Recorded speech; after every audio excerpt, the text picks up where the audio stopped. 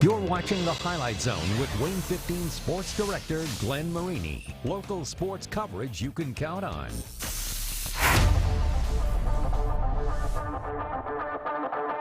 We move the ball great on offense, get great looks, and then on defense we're just competing hard and playing good one-on-one D and rebounding really well right now. I just think we're tough and gritty, and that we work as a team. We're not selfish, and we play as a team. We've had a lot of good fan support. It's going to be a great tournament-type atmosphere. We're really looking forward to it. Our kids are excited, and we think it's a great opportunity for us. They have already been crowned the kings of their respective conference, so it's really only fitting the two should meet tonight at the Castle down in Ossian. We got Jay County, the ACAC champ, Norwell, the Northeast 8 champ. Josh Ayen joins us now with your Highlight Zone Game of the Week. Josh. Thanks, Glenn. As the saying goes, different strokes for different folks. Norwell, a high-powered offense led by junior sharpshooter Luke McBride. Jay County, much the opposite. The Patriots, with the #1 defense in the state among 3A teams, giving up just 35 points a night. Jay County at Norwell, it's your Highlight Zone Game of the Week. Norwell 17-3 and ranked 7th in the state in Class 3A. Jay County 17-2, and the Patriots, led by the legendary Jerry Baumholt, who's in his 44th year as a head coach. First quarter, Leighton Bailey from beyond the arc, and that is just a sign of what's to come for the night. On the other side, for Jay County, nice little deft hook right there will bring the score 15-8 by Dusty Pearson. Then on the other side, McBride kicking this out to the corner, and nice shot right there as Luke McBride, gets on the board right there. Norwell hitting 8 triples in the first half. 37-19 is your score at the end of the half. This time, Norwell showing more patient ball movement as Jake Parker hits another triple for the Knights, and really Norwell just torching the nets all night. On the other side, Ethan Dirksen with a nice spin and finish for Jay County. But again, this was just all Norwell all night as McBride feeding down low to Ashton Fetterspiel, getting the and one, and Norwell is Bailey strong tonight as the Knights roll to a 71-47 win while supporting the Baileys and their late father. We're just really together as a team. You know, we work together really well, and we just take great shots and move the ball around really well, and that helps us out a lot. Yeah, you know, we were just going to look for open shots when we had them, and we knew we were really good shooters, so we were just going to knock them in, and we did exactly that tonight. We're a team, and we love every bit of it, and we play for each other. I appreciate it so much. It just shows how much my dad did for everybody here, and it's just amazing. Next up, Jay County's at Muncie Central tomorrow, while Norwell is at Concordia tomorrow and at Homestead next Friday. Glenn, take it away. All right, thank you, Josh. Speaking of Homestead, an SAC champion would be crowned tonight one way or the other. A win by Homestead, and they beat the champs. Standing in the way, how about the arch rival CARROLL Chargers? Well, Homestead's Kyron Kalpawicki gets the scoring started with that 3. Kalpawicki had 14 on the game. Jackson Pardon says, pardon me, we can shoot the ball too here at CARROLL. He drains the 3, but Homestead's starting to pull away early in this one. You're going to see Andrew Leeper ahead of the pack, and Leeper chin-ups on the rim. The kid had 11 points, going to play basketball at Hope College up in Michigan, 12-3, and then second quarter it was all Fletcher Lawyer. He had 22 points on the game. 20 of them came in the second quarter. The future Boilermaker burying 3 there. Homestead wins it 68-32. Homestead finishing with just 1 loss in the SAC. They're your conference champ for the 2nd year in a row. Yeah, it feels great. We knew coming in it'd be a tough thing to win, but we knew tonight was to win the thing, so we had to beat our rival CARROLL, and it felt great. Our crowd stepped up. There was a lot of fans here, and it feels good to win. You know, it feels great. We're playing our best basketball right now. We want to be in any other place, and it's awesome. You know, our defense was phenomenal. I mean, they came out and held the ball, but we put a lot of pressure on them, got 2 quick steals, and that really set the tone for the game, and we ended up pulling away with it after that. You know, it's an accomplishment that we wanted to do at the beginning of the year. I mean, that's always a goal, to make sure that you put yourself in a position to win the conference. Our kids did that. Good win tonight. Played it extremely hard on the defensive end, and that's what, you know, you want to see going into the postseason. At Kilmer Court, 2 teams capable of beating anybody. Snyder and Southside Archers came in on a 5-game winning streak, and this game had more jams than a Smucker's factory. That's Aiden Lambert with the punch. He had 33 on the game. South says, hey, you can play above the rim too. Derek Rue with the thunder for the men in green. But more Southside offense would come courtesy of Omarion Washington. He jams it. Washington had 39 points on the game. You're going to see Snyder coming the other way. It's Aiden Lambert doing Aiden Lambert things. He jams one home here on the oop. Lambert would hit a buzzer beater at the end to win it. This was the best game we had all night as Snyder wins over Southside 93-91. Hey, after Tuesday's scrap between Northside and Northrop, the Legends canceled their game against Lures tonight. Northrop, meanwhile, taken to the court against a solid Bishop Dwenger squad. First quarter, great passing. That was Jaden Schmink to Dalman Alexander. Then Dwenger comes the other way. It's Owen Shively with the J and Matt Kostov's team. Playing some good basketball of late. Later in the first, though, Jalen Jackson all the way to the cup on the scoop. Jackson had 25 points and 10 boards. And then it's Alexander with 3 of his 18. Yeah, you think Northrop's excited to start out well in this one? They were. They were up 7 after 1. In the second quarter, you're going to see Rocco Sioka off the good feed down low. Sioka signed to play college football at Indiana State earlier this week, but it would not be enough for the Saints as Northrop gets a win, 62-56 over the Saints. Our final stop of the SAC tonight, the Cage at Concordia. Phil Brockman and the Cadets hosting the Wayne Generals. Third quarter, Javon Lewis, lefty. He knocks it down. Later, Monty Smith ahead of the pack for the layup, and the Generals down just one at 31-30. Rich Brockman wanted to see some offense. He sees it here. The freshman Avery Cook stirring the pot with a long 2. Then it's a Johnny Washington for 2. Oh, so smooth is the sophomore. The Cadets up by 5. Coach Pick not loving it. He'd like this. It's Lewis again. That was good from the moment it left his hand. But a Johnny Washington, watch him, grab the rebound, and like space goes, he's going coast to coast. A Johnny Washington, 27 points in this game, 64-55. The Cadets a winner against Wayne. Well, we are going to take a quick time out right now, but when we return, we've got some high-flying hoopage to talk about.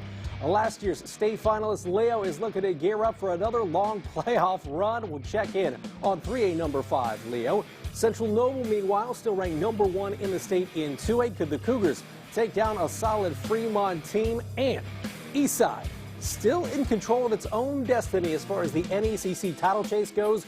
Would the Blazers be able to handle Angola in the Ed Bentley Bowl? We got all that and more next on The Zone. The Highlight Zone continues next.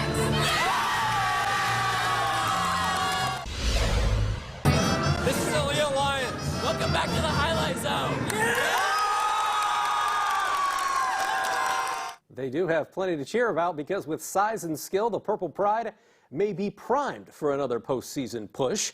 If you remember last year, Leo making it all the way to the state title game for the first time in school history. The Lions falling by just 1 point to Trey Kaufman and Silver Creek in the 3A state title game. Now, Leo reloaded this season. That included adding this guy, transfer Cademan Bontrager, previously played at Lakewood Park. And speaking of Lakewood Park, that was who Leo was hosting tonight. They were taking on the Panthers. DJ Allen going to play college football at Rutgers. What an athlete. He gets the bucket. He had 10 points at 13 boards. Then Aiden Rubel is going to leave it for Mr. Bontrager. Oh, unselfish basketball. Bontrager had 21. You're going to see a little bit more from him in a second. Lakewood Park here, it's Cameron Hindle. Hindle's got handles. He can also shoot. He led the Panthers with 15 points, but take your eyeballs and glue them to the television to watch this. Cademan Bontrager just about tears the rim down at Leo. Are you kidding me? Cademan Bontrager going to play college ball at IWU. Tonight, he leads Leo over Lakewood Park 80-47. On Tuesday night, Jakar Williams right there set the single-game scoring record at New Haven with 43 points. That was against Canterbury tonight. Jakar and the Bulldogs taking on Heritage. You see the bucket right there from Heritage. It was Parker Nichols, but New Haven, man, they've got some firepower. It's Tyler Harding splashing for 3. Harding led a balanced attack with 17 points. New Haven up by 5 in the first. Then it's the aforementioned Jakar Williams, the man-child, 16 points and 18 boards. Going to play college football at Findlay over in Ohio, so he's a future Oiler. Leroy Lepper is a baseball standout, can hoop as well, gets the 2, but Darion Brooks off the turnover would get the and 1. Brooks had 16 points, and New Haven, no trouble with Heritage in this one, 85-55 goes the Pats. In the NECC, Central Noble ranked #1 again this week in 2A. The Cougars hosting a very solid Fremont basketball squad. Central Noble, they've got a lot of talent all across the board. When Connor Asijan isn't hitting, well, there's Logan Guard picking it up. He slams it home on the tip dunk.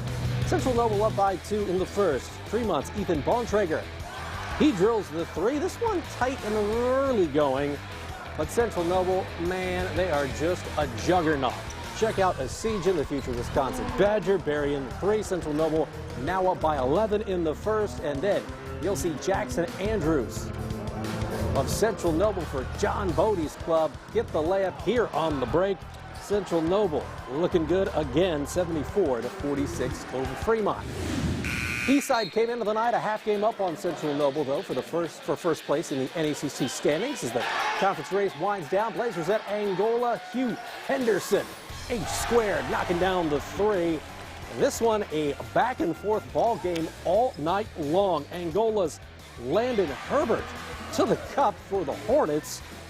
Eastside, well, they got some talent in the name of Gabe Trevino. Trevino down low for a bucket, and then you're going to see Trevino play through some contact and get the bucket here for Eastside. The Blazers hold off a hard-charging Hornet squad tonight. A key win when it comes to the NECC standings. It's Eastside 55, Angola 51.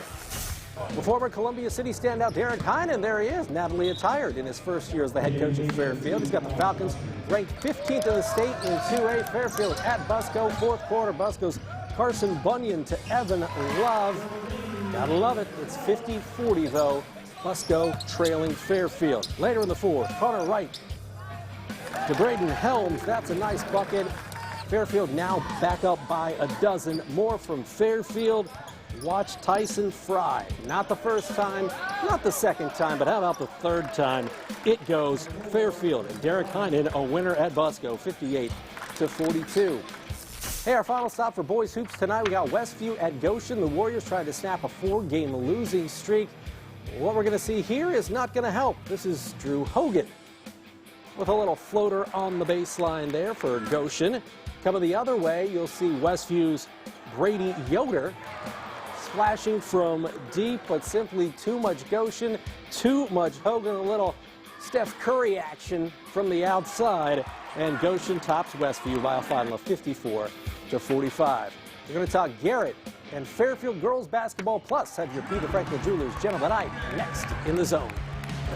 My name is Faith Owen, and I play for the Garrett Railroaders. Stay tuned for the Highlight Zone.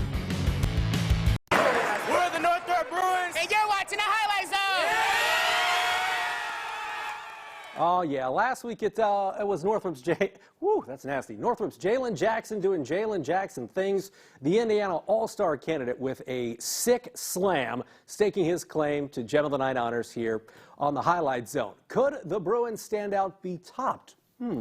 That's the question. Here's your latest Gem of the Night, courtesy of our good friends at Peter Franklin Jewelers. And we got to go back up to the Lions Den in Leo. The Purple Pride with a punch. We're talking Cademan Bontrager. What a senior season the kid is having for the Leo Lions. They're ranked 5th in the state in 3A, and tonight they took care of Lakewood Park Christian. Who thought he was going to tear the rim down right there?